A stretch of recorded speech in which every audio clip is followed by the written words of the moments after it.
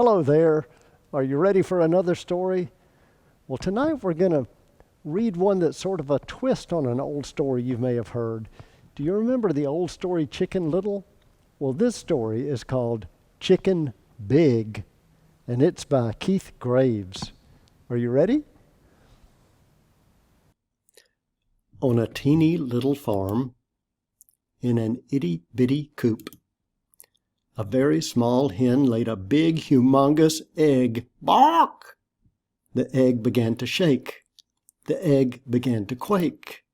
And out popped a big, humongous chick. "What is it?" crowed the little rooster. "It's big," clucked the small chicken. "It's enormous," clucked the smaller chicken. "It's an elephant," peeped the smallest chicken. She was not the sharpest beak in the flock. "He's too big to stay in our itty-bitty coop," crowed the little rooster. "Much, much too big," clucked the small chicken. "He'll break the floor," clucked the smaller chicken. "Indoor elephants are dangerous," squawked the smallest chicken. "I wish I were a chicken. I don't feel like an elephant," thought the big chick. The next day an acorn fell and conked the smallest chicken on the head. "The sky is falling," she peeped. "Run for your lives." "Buck, buck, bark, bark, awk," so the chickens ran for their lives. "Don't worry," said the big, humongous chick. "It's only an acorn. They're actually quite tasty." "I don't think elephants eat acorns," said the little rooster. "I heard they only eat popcorn," clucked the small chicken. "Maybe he's not an elephant," clucked the smaller chicken. The smallest chicken looked closely at the big, humongous chick. "Ah, my mistake," she peeped. "He must be a squirrel." "A squirrel," thought the big, humongous chick. Later on, the smallest chicken was pecking for worms when a raindrop splatted on top of her head. "The sky is leaking," she peeped. "We'll all drown. Run for your lives." And the chickens ran for their lives again. "Awk, bark, bark, awk, bark." "Relax," said the big, humongous chick. "It's only rain. Come stand under my wings and you will stay dry." "I've never seen a squirrel do that," crowed the little rooster. "Not very squirrelish at all," clucked the small chicken. "Squirrels don't keep you dry in the rain," clucked the smaller chicken. "I see what you're saying," peeped the smallest chicken. "Apparently he's an umbrella." "These are not very bright chickens," thought the big chick. After a while a chilly wind began to blow. "Someone has put the world in the refrigerator," peeped the smallest chicken. "We're all going to freeze. Run for your lives." But they didn't get far.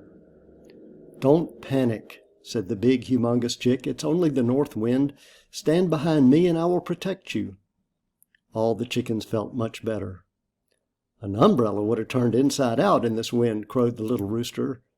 "He's not inside out as far as I can tell," clucked the small chicken. "I'm all warm and comfy now," clucked the smaller chicken. "Only one thing makes me feel this way," peeped the smallest chicken. "A sweater. Plainly, this fellow is a sweater." "This is getting ridiculous," thought the big, humongous chick. At nap time, the little chickens returned to the coop and found all their eggs were gone. "Boo hoo boo, we've been robbed," crowed the little rooster. "By an egg burglar," clucked the small chicken. "Woe is me," clucked the smaller chicken. "Woe is me too," peeped the smallest chicken. All the chickens began to boo hoo hoo. But the big, humongous chick saw a sneaky red fox carrying the eggs into his den a mile away. "Oh, no, you don't!" With 3 giant hop, hop, hops, the big, humongous chick caught up to the fox just as he was about to make himself a scrambled egg supper. "Yikes!" said the fox. "A hippopotamus!" "I don't think so," said the big, humongous chick, "but you are a naughty thief."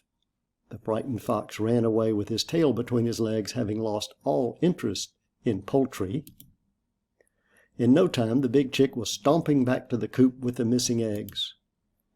"Our babies!" cried the happy little chickens. "Our hero!" they all clucked. Yay! Buck! I knew it all along, crowed the little rooster. He's no elephant.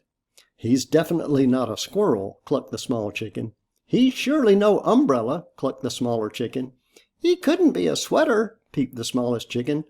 Only one thing could be so smart, so kind, so warm, and so brave. Clearly he's a cow. No, shouted the other. He's a chicken.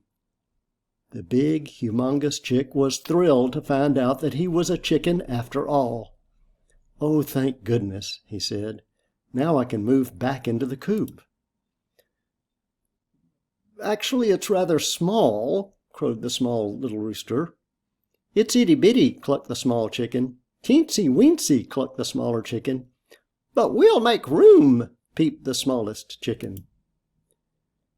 He still sounds like an elephant.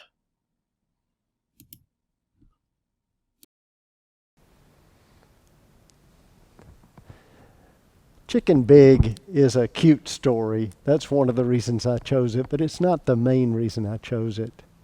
I chose it because it makes a really important point, and I want you to listen to me about this. Chicken Big looked different because he was so big. And because he looked different, the other chickens were not willing to consider him to be a fellow chicken. And that's just sad. It's just sad because he wanted to fit in. He wanted to be considered a chicken. But they even had him doubting whether he was a chicken or not. That stupid littlest chicken called him an elephant and an umbrella and a sweater. Come on. He was a fellow chicken. And they finally figured it out because he was so heroic and so helpful to them. People sometimes will treat other people who look different like they're not people at all. And there's a lot of sadness and a lot of anger in our country because of that. There was a man who had dark skin, and because he had dark skin, some other men did not treat him as a fellow human being, and he lost his life. It's a terrible thing, a sad thing. We need to make things different in our country. We need to treat everybody like the people they are. You know, sometimes we can treat people so even they doubt that they are authentic persons. But as followers of Jesus, we promise that we will respect the dignity of every human being. And the reason we do that is because Jesus loves every one of us, no matter how we look, whether we're big, whether we're little, whether we have dark skin, whether we have light skin, whether we can jump high or can't jump at all. Jesus loves us all and tells us that we need to love each other just like he loves us. And it's up to us to speak up when people don't get treated like people. We might find when we treat others who look differently like they are the people they are, that they are heroic, that they can help us, and that we can all help each other. That's what Jesus wants. And do you know why Jesus wants that for us? That's right. Because Jesus loves all of us this much. So God bless you. God bless you that you remember that you are the beloved child he created you to be. Good night.